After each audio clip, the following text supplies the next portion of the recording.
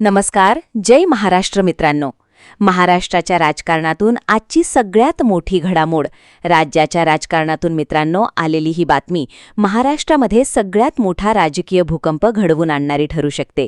शिंदेगडाचे सर्व मंत्री देणार राजीनामा, महायुतीतून पडणार बाहेर.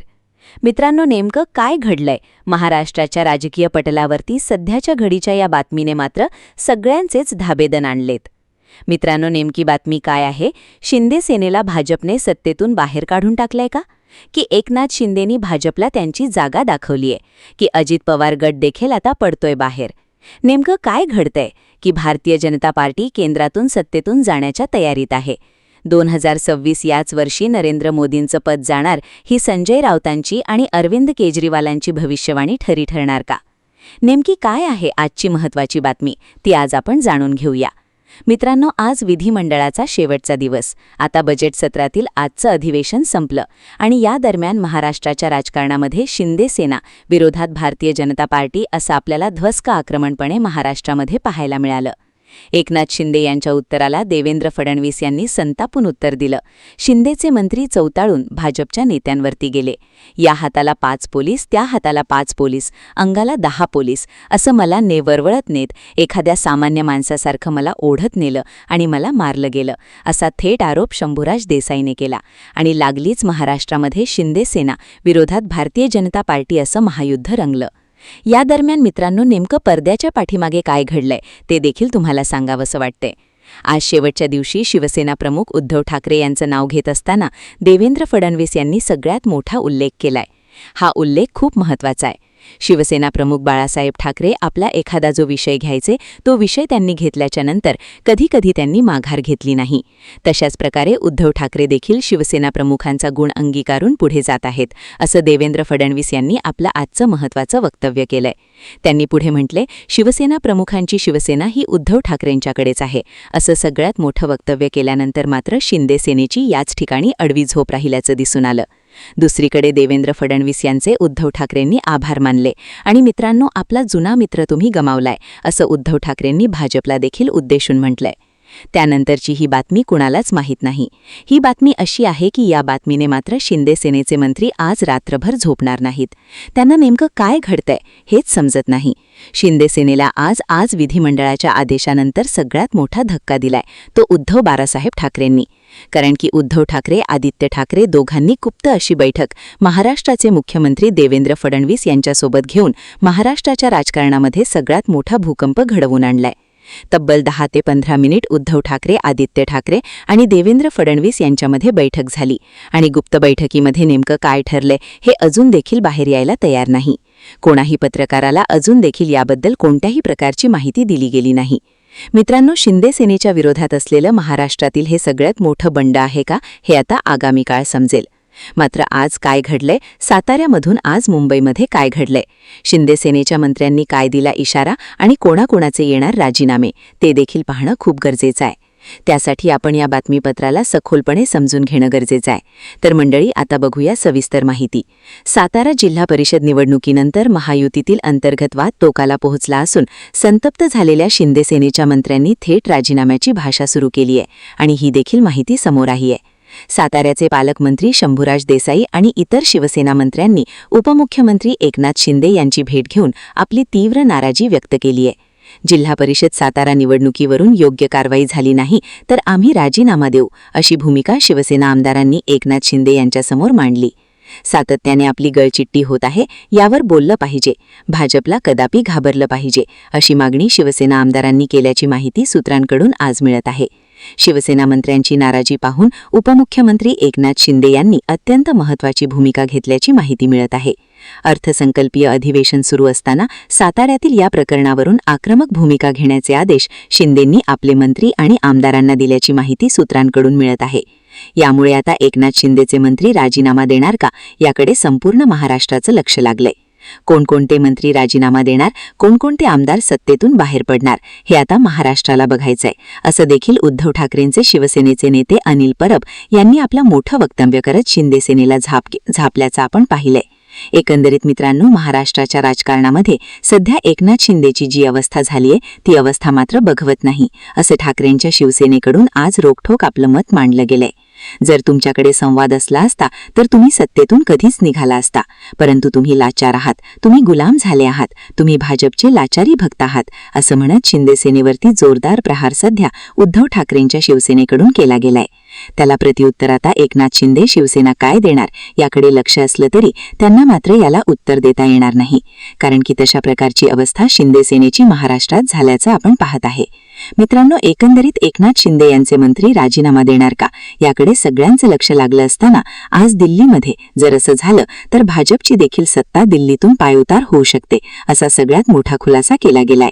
यामुळे आगामी काळामध्ये राज्याच्या राजकारणामध्ये महाराष्ट्रात जर एकनाथ शिंदेची शिवसेना सत्तेतून बाहेर पडली तर केंद्रात नरेंद्र मोदींची सत्ता लवकरच जाणारी अटळ होईल, ही देखील महत्त्वाची बाब आहे. मित्रांनो, म्हणजे महाराष्ट्राचं राजकारण उद्धव ठाकरेंनी एका दणक्यात बाजूला घेऊन फिरवलाय. ठाकरेंचा नाद महाराष्ट्रात कोणालाही जमणार नाही, जमलं नाही असं संजय राऊतांनी म्हटलंय. मित्रांनो, याबद्दल आपणाला काय वाटतं? महाराष्ट्राच्या राजकारणामध्ये नेमकं पुढे काय घडेल याबद्दल आपल्या प्रतिक्रिया आमच्यापर्यंत पोहोचवा. सभापती महोदया, या दंडाला 4 पोलीस, माझ्या हे अजून दुखते. या दंडाला 4 पोलीस, दोघांनी कंबर आवळली माझी. आज सभापती महोदय, माझ्या अजून ठणकते. 4 दिवस झाले मी गोळ्या खातोय. मला त्या सदस्यासकट फटफटत नेलं. त्यांचे बंधू खासदार नितीन काका पायऱ्यावर त्याला खाली पाडलं.